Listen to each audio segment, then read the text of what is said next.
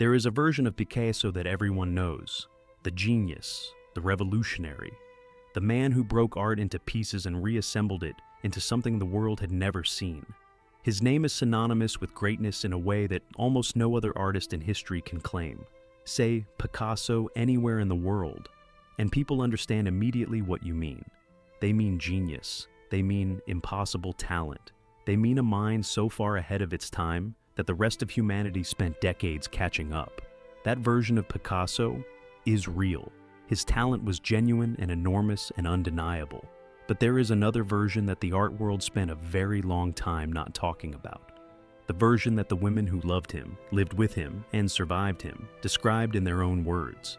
And their version of Pablo Picasso is one of the most disturbing portraits of a celebrated man that history has ever produced. Not disturbing in a dramatic way. Disturbing in the quiet, specific, deeply personal way that is somehow so much worse. Picasso believed he was not like other people. Not in the modest, half-embarrassed way that genuinely talented people sometimes feel their difference, but completely openly, without any apparent doubt.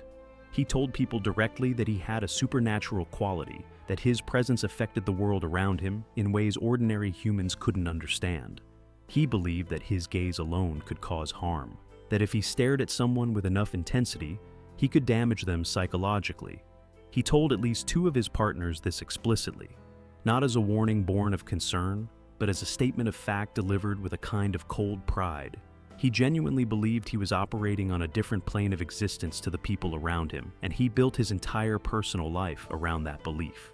Everyone in his orbit was either a source of energy he could absorb or an obstacle. There was no middle category. What makes this specifically disturbing is not that a powerful man had a large ego.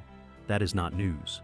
What makes it disturbing is how completely the art world agreed with him. The museums, the collectors, the critics, the cultural establishment all looked at this man and reflected his own mythology back at him so consistently and for so long that the question of where his talent ended and his pathology began became almost impossible to answer. He was told he was a god so many times by so many powerful people that he appears to have genuinely believed it. And gods, in their own minds, do not owe ordinary people anything.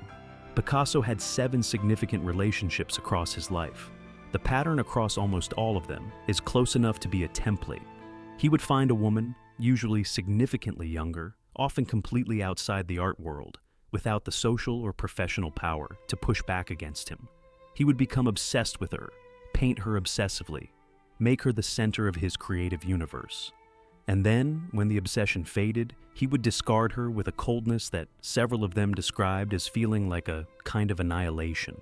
Olga Koklova, his first wife, spent the last decades of her life refusing to divorce him while he openly lived with other women because under French law at the time, a divorce would have required splitting his art. He used the legal system as a cage and left her in it. Marie-Thérèse Walter was 17 years old when Picasso first approached her. He was 45. He kept their relationship secret for years, had a child with her, and then replaced her. She died by suicide 4 years after his death. Dora Maar, the photographer and surrealist artist who documented the creation of Guernica and was herself a significant creative figure, described her years with Picasso as a psychological dismantling. She had a breakdown during their relationship and spent time in psychiatric care. She said later that Picasso had told her directly that women were either goddesses or doormats, and that the transition between the two was entirely within his control. Françoise Gillot was the only one who left him. She walked out, wrote a book about the relationship, and survived. Picasso reportedly spent years attempting to destroy her career in retaliation, pressuring gallery owners and publishers not to work with her. She is now in her 90s and is still painting. She is the only one of his major partners who came out of the relationship intact, and she did it by leaving before he could finish what he started. Picasso died in 1973 at 91 years old, still working, still celebrated, still surrounded by people who called him a genius without qualification. 2 of the people connected to him died by suicide in the years following his death: Marie-Thérèse Walter and his grandson Pablito, who took his own life after being turned away from Picasso's funeral by the people at the door.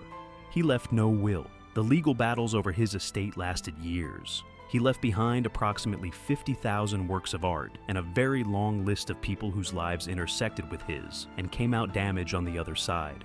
The art is extraordinary. That has never been in question. The question that the art world avoided for decades and is only recently being asked properly is whether extraordinary art excuses the person who made it. The women who loved Picasso answered that question a long time ago. Nobody was listening. So here is what I want to know. Can you separate the art from the artist? Or does knowing this change the way you look at the paintings? Because I have asked myself that question about Picasso specifically, and I still do not have a clean answer. Tell me where you land in the comments, because this one genuinely divides people, and I want to hear both sides. Subscribe if you want more stories like this, the dark, hidden, deliberately buried side of the artists the world decided to worship. Like the video if this changed something about how you see his name, and I'll see you next week.